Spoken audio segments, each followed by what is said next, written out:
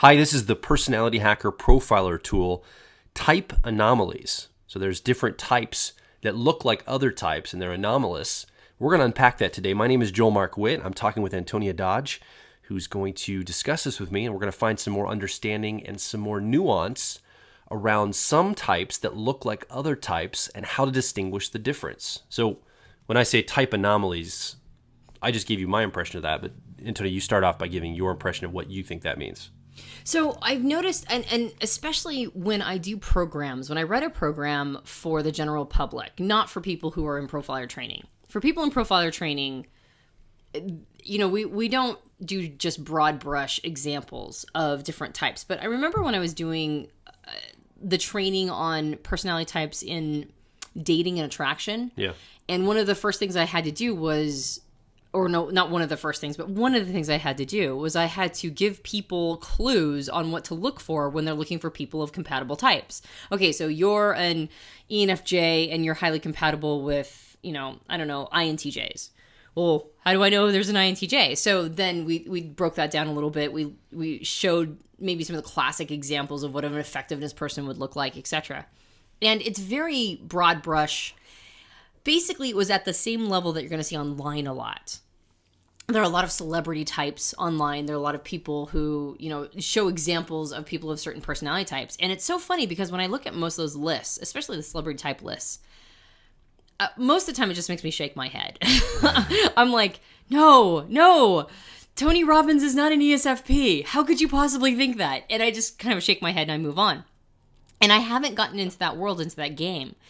Because most of the time, when you're just looking at a picture of somebody, unless they're just broadcasting their type, unless they're just like, they've got these like huge red or, neon lights that go ENTP, ENTP, ENTP, you normally, it takes a little bit more study to figure out what a person's type is based entirely on, say, how they're dressed or their facial expression or, what other components that can be found in a picture. Well, and also with celebrities in specific terms are, by definition, actors and actresses. They're used to performing. It's hard to tell the true essence of a person when they're always in a performance mode. Exactly.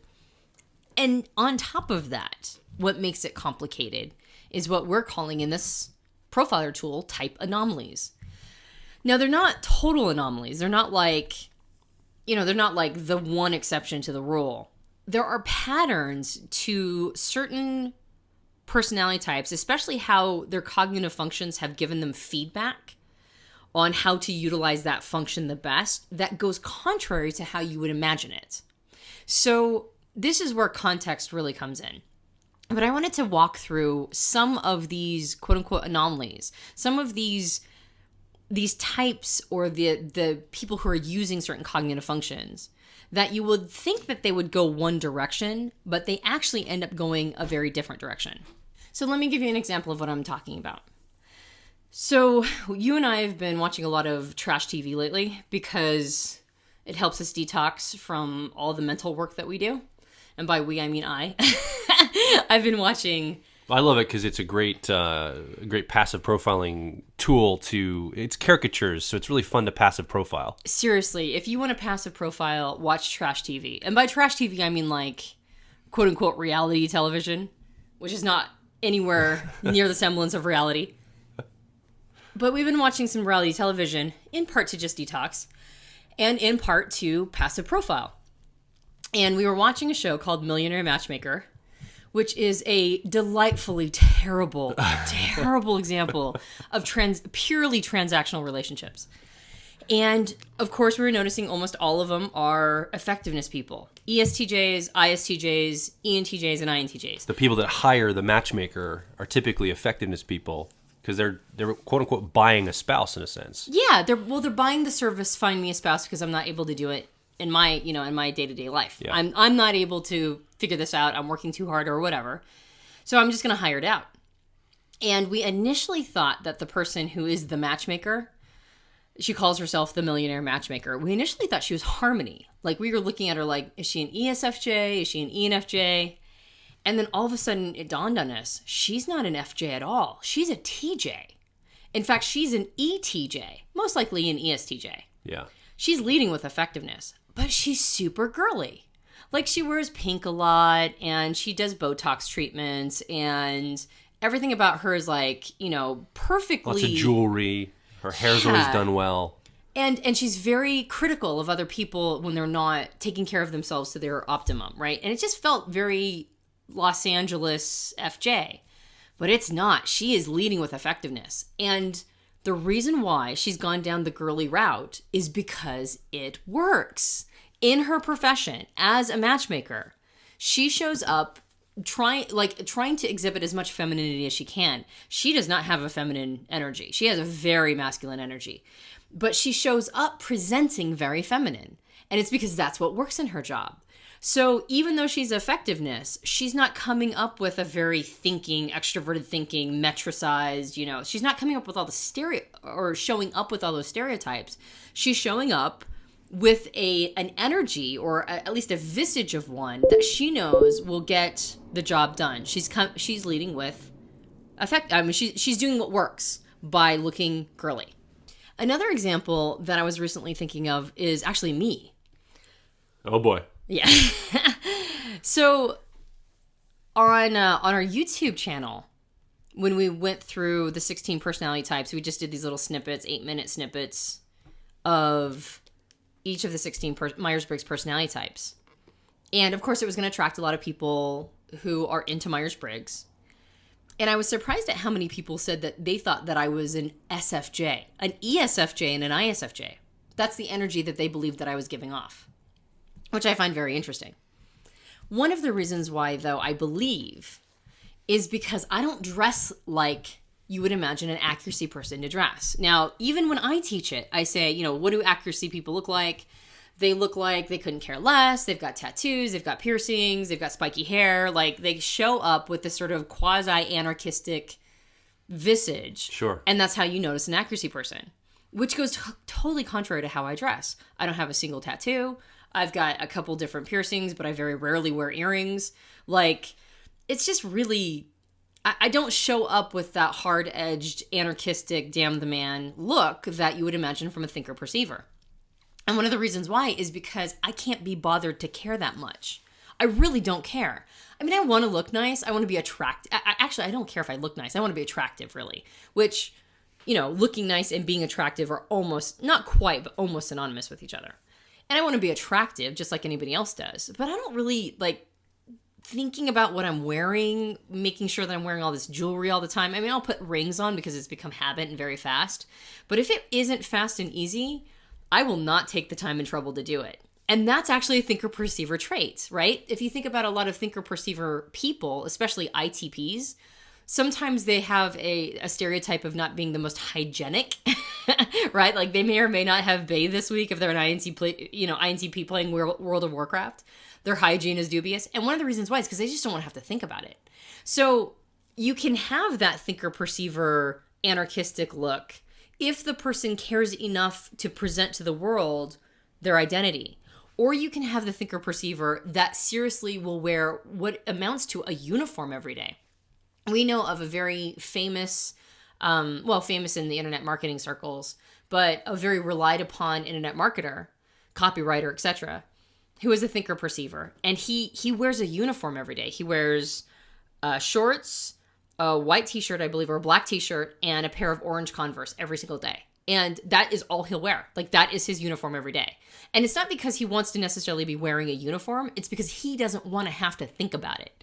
Now, if you notice, his uniform includes orange Chuck Taylors, right? So we're talking about a more laid-back style, which is something that I have too. I have a very laid-back style. But I just don't want to have to think about it. And so sometimes that can throw you off. The anomaly of the accuracy person that's not wearing that anarchistic look, it's because they're doing the thing that is the path of least resistance socially. They're putting as little thought into how they look as possible and trying to find a leverage there. It's like, if I wear the same thing every day, then I don't have to think about it anymore. So it's sort of the equivalent of an effectiveness woman showing up girly. She's noticed that this works, so she's going to do that. For accuracy, it's getting away from the harmony component of having to really think about how you're presenting in society.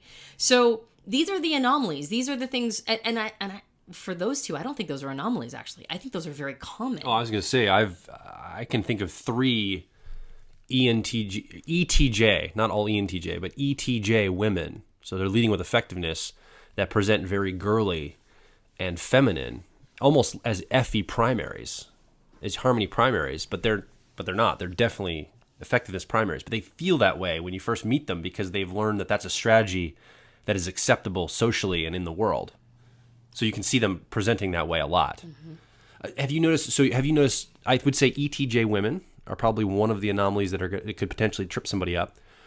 Have you noticed any other patterns? You mentioned TP. What else? I would say that probably feeler judger men can throw you off also as an anomaly because like an FE primary man, for example, just like a TE primary woman, just like an effectiveness primary woman, a harmony primary man has socially learned that he has to present masculine and like he's got all the answers and thinker, like the whole, effectiveness type man, even though he might be harmony primary. I've noticed that harmony driver men very much fall into the same pattern. They, Scott James, one of our students, mentioned a bodybuilder, a very famous bodybuilder, health and wellness expert on YouTube named Elliot Hulse. Elliot Hulse is, you watch his videos, he's so ENFJ, it's crazy. And he is very masculine. He's got that harmony trait about him that you can pick up. It's that emotional connectivity. It's that being connected to other people thing that is very obvious through what he says. But if you just looked at a picture of him, he probably looks like he's an ESFP or an ESTP. He's just absolutely, the guy's ripped. It's crazy how ripped he is. So you would think that he might be, sensation driver or sensation, maybe an ISP. But it's because first of all, as an ENFJ, there's a lot of sensation 10-year-old going on. But also, he just knows that as a harmony male, because he's in touch with cultural expectations through the function of harmony, as you mentioned, he needs to present in a masculine way. And so he does. He presents very masculine. And that's just like that effectiveness woman who's presenting very feminine because she knows it works.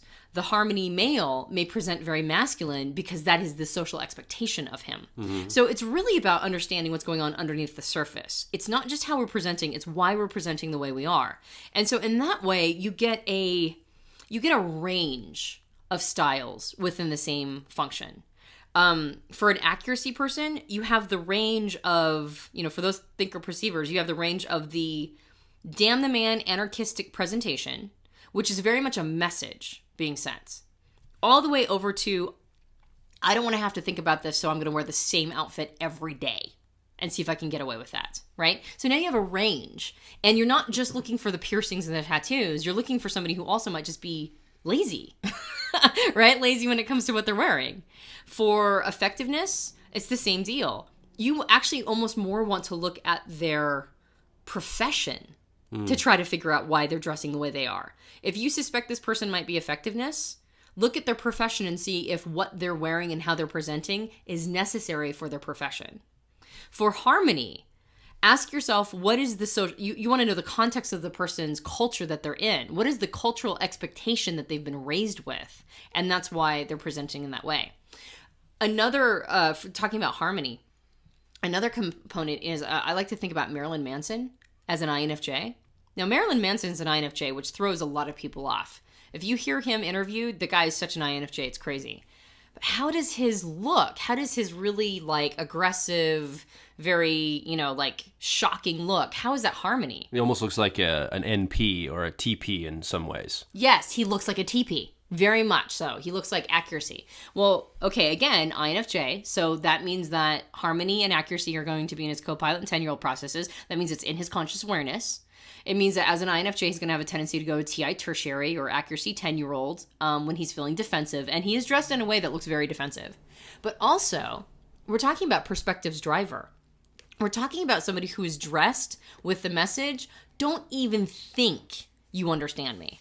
Don't even think you might begin to be able to understand me. So what he's done is he's taken that internal experience that INFJs have of you don't understand me, and he's just put it as a projection out to the world, right? He's basically warning people that they're not going to be able to understand who he is. So even though his look doesn't feel FJ, when taken into the context of the understanding of an INFJ with TI tertiary, and he's also a performer, right? Part of it is artistic. But it's also a message. So people, that's a big part of why we dress the way we dress, is we're sending messages. For that accuracy person, one of the messages could be, I'm an anarchist, or the message could be, I don't give two craps about how I look, right? For a harmony person, the message is, I'm falling into the cultural norm if they're leading with harmony. For effectiveness, it's, I'm doing the thing that's going to fit into my business. It's going to help me get my job done better. And so understanding the underlying reasons will help you get more variance, or get an eye for the variance of how all these types show up. For authenticity, again, remember, authenticity is all about identity, right? Like letting you know who that person is based on their identity. The stereotype is the artist, the flowy scarves, this sort of artistic, piece where they're wearing, like you wear a leather armband, which looks awesome on you, long hair, sort of this like free artistic piece. But once again, they are projecting their identity out to the world. And that identity will come in, many, many, many, many flavors. So when you're looking at somebody and they're not dressed in that foofy artistic way, maybe they're dressed a little bit different, maybe a little more conservatively. Is that their identity? Is that part of their core values? I can think of an ISFP right now, very conservative, very religious, dresses probably like you would imagine an ISTJ dresses. Well, one of the reasons why is because that's part of his core values, is to be as modest and as what's the word? When you... Non-individuated, or like... Well, non-offensive. Yeah. Right? Like he's going to dress as unobjectionable and as non-offensive as humanly possible, right? And that's part of his core value. So you wouldn't see him necessarily as an authenticity person right away. Very much so. It doesn't take long to figure out that you're dealing with an ISFP. But his dress is fitting his core value of never giving offense to anybody. So it's as stripped down as possible. So understanding the underlying reasons why people might dress the way that they do, based on their personality type, based primarily on the cognitive function of their judging function, that's generally what encourages us to choose the clothes we choose, to decide to dress the way that we decide to dress. Getting that a really good concept of how that judging process encourages us to show up in the world will give you more variance in what to look for in those types. Yeah, I remember when we were doing some profiling work at Zappos in their technology department, we profiled a young lady who ended up being what we determined to be an ENTP. And from remembering her, there was nothing about her that you would have typed her as an ENTP from observing her, even talking to her on the surface. She was a former, I think, beauty queen. She was dressed like, not that I want to be cautious that I don't turn off any ENTP woman here, but she was just dressed in a way that just looked so harmony focused, so FJ in the way she presented. She had lots of makeup. Her hair was done in pristine ways. She was talking in that kind of way. She was wearing high heels. Yeah, she just looked very much, and it didn't feel like she was performing for this or trying to do this to, fit in. This felt very authentic to her. And then you ask her all these questions, and she's super, technology heavy, like she's a gamer, and obviously it came about that she was an ENTP at the end of the conversation. Well, she was a web developer and a computer programmer. Exactly, yeah. But to look at her, you'd think she was like, she would be wanting to be at home baking cookies and serving people's needs like a Harmony person would be. Not that Harmony can't be a programmer. Please, again, don't take this all the wrong way. But you get what my point is. She was such an anomaly. It almost threw us in the profiling sessions because of that, this anomaly that happened. And it was probably because, and we unpacked that a little bit. It was her raising, the way she was raised, some of the things her mom was into. She was going along with that tradition. Well, she was Polynesian, right? Yes, and she had been raised by a family that did entertaining. They were entertainers, and so when people would visit the islands, her family was one of those kinds of families that would come out and do full luau's with people, and that's one of the reasons why she ended up as a beauty queen. Like, she had been raised her entire life to dress like a beauty queen. So at this point, that was habit for her. At the point of life that we met her, she was in her early 20s. The way to dress with the least amount of thought was to dress that way. Like, her accuracy was still following suit with, if she dressed in that way, she didn't have to think about it. Like, if she was going to dress in a different way, she'd have to think about her new look. And she just didn't want to think about a new look. She just wanted to keep dressing the way that she had been raised to be dressed so that she didn't have to think about it. what was interesting about her in particular was not just her dress and her manner that she outwardly expressed, but it took a while to profile her because when she would answer questions, she would even answer them in a way that it didn't have that accuracy edge to it, didn't have that direct, straight shooter edge to it until you dug a little bit. So you'd had to get like the question, you had to ask again, and you ask a third time, and on the third answer, you'd start getting some of that accuracy coming out. But at first, it felt very constructed, very, very much like a harmony answer, very much like that. And it was, it was a process to get through that. Now, obviously, that's probably an extreme case of an anomaly. This isn't going to happen as much. That is definitely an anomaly. But what it's something to watch out for in your profiling sessions of this. So we see the difference. You've kind of highlighted the different judging functions and how they might play out. Have you noticed anything about the perceiving functions, about how they can be anomalous and how they display themselves? Yeah, I mean, I don't think that they show up as strong as the judging processes, but I do definitely think that there is a pattern. And the pattern's a little less anomalous, except for like perspectives. I just talked about Marilyn Manson. I think the way he dresses is more of a perspectives accuracy thing than it is his harmony process. So perspectives may have a tendency to give you a sense that they're not what you expect them to be. I've noticed that perspectives people oftentimes dress like like memory people, but with a flair. Now, memory generally dresses very conservative, right? Memory is very, as we've talked about many times, memory is very interested in what society is expecting of them. They want to be able to fit into civilization in the right way. So they will dress appropriate, right? I guess the best word for a memory person is dressing appropriately.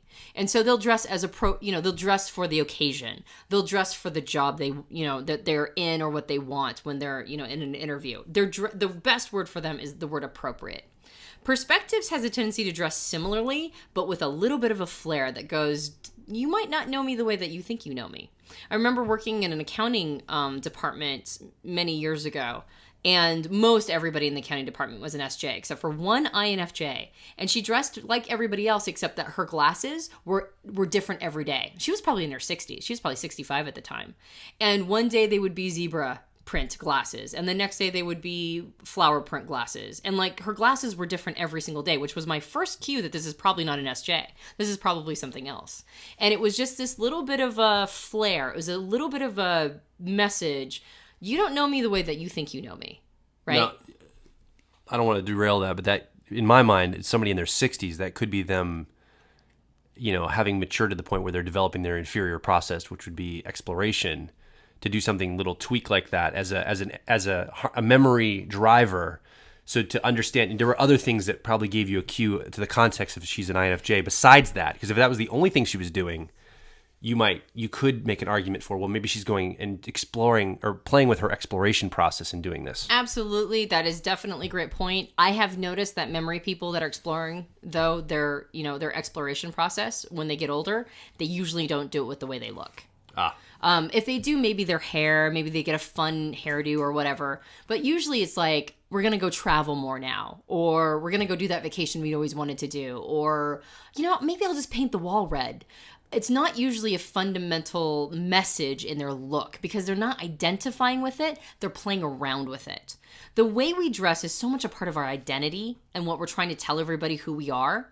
I've noticed that sensors, when they go to their intuitive processes as they get older, it's not so much how they're identifying themselves, it's what they're playing around with. More behavior than identity. Exactly. It seems to be more behavioral. So I would still, even if the person's in their 60s, that little bit of flair, that little really weird, incongruous little bit of flair is probably more like a clue to their driver process than it is them playing around with their inferior.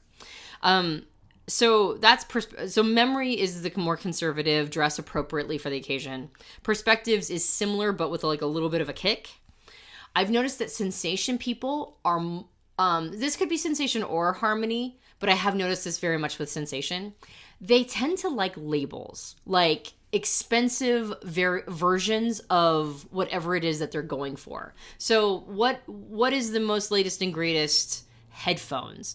Dr. Dre Beats, okay, they're the most expensive and they're the ones that everybody thinks is the cool, brand. That's the brand they want. Sensation people have a tendency to shop for brands, not in the same way of harmony. Harmony, when it shops for brands, it wants to do it because it wants to play the social game. For sensation, I think it's more like they just like nice things. And also because they are very aware of how other people view them. And they're always trying to optimize that. They're always trying to optimize how other people see them. So it's less about playing a specific social game and trying to be in a social hierarchy than it is about managing other people's impressions of them. So they have a tendency to wear a lot of name brands. Like, if they're into sports, they wear a lot of Nike clothes. Whatever is the big name brand at the time, they have a tendency to gravitate towards that. Not always, not if, Sensation's the co-pilot, that's less so. But when Sensation is the driver, you'll usually see them with name brand items, sunglasses, headphones, shirts, etc. So maybe the anomaly here might be between maybe, let's say, a female ESFP versus an ESFJ. They may dress very similarly. They might have that name brand purse or those name brand clothes, but doing it for very different reasons. And the reasons are how you can determine their type, basically, is what you're trying to say. Yeah, I'd actually argue that they probably dress very differently, but with the same name brands. Okay. Yeah, so they're both wearing Michael Kors, but the Harmony person is wearing it exactly as it was on the mannequin, and the Sensation person has flared it up a bit. Like they've added dressing, to it, or they've tweaked it in some way to make it their own. Exactly. But they're both wearing Michael Kors. Yeah. So I think name brands are something you want to look for Sensation people. But it doesn't just stop with their clothing. It also includes other items, cars, like I mentioned, headphones, that kind of thing. Technology. They usually have the iPhone or whatever is the latest and greatest of the technology. So it doesn't end with just their clothing. It also extends to all of their items. Now, exploration, on the other hand, is more about, because exploration loves to play with the environment and push buttons. Exploration people are very rarely interested in things like name brands. They're not very interested at all at being conservative. And it's not even so much that they're trying to give you a message that you don't know them. They're really, truly just playing with their environment. So exploration people have a tendency to dress. Now, if it's exploration accuracy, again, they could be very lazy with how they dress. Like, I'm an example of the lazy exploration person who doesn't really think about, that kind of thing. But there usually is something in an exploration's wardrobe that is just like, where did that come from? Like, it could be a ski cap that has ears and monster teeth on it. You know what I'm talking about? Like, they're the ones who are the most likely to wear a piece of juvenile clothing or something that is completely age inappropriate. You know what I mean? Like, they're the ones who wear vests and fedoras. In my early 20s, I used to have a pair of bowling shoes. Every once in a while, I just put on and wear around for the day. Just random, like red and black bowling shoes with my outfit. Exactly. So exploration people are the most likely to wear something that just is completely out of frame. Like, it's not a message, it's just for their own fun and for the fun of the environment. Well, let's wrap up this profiler tool today. Antonia, thank you so much for being part of this conversation. Obviously, we're going to publish this onto the profiler tool portion of the membership site. And again, this is the profiler tool about type anomalies. My name is Joel Mark Witt, and I've been here with Antonia Dodge. We will talk to you on the next profiler tool.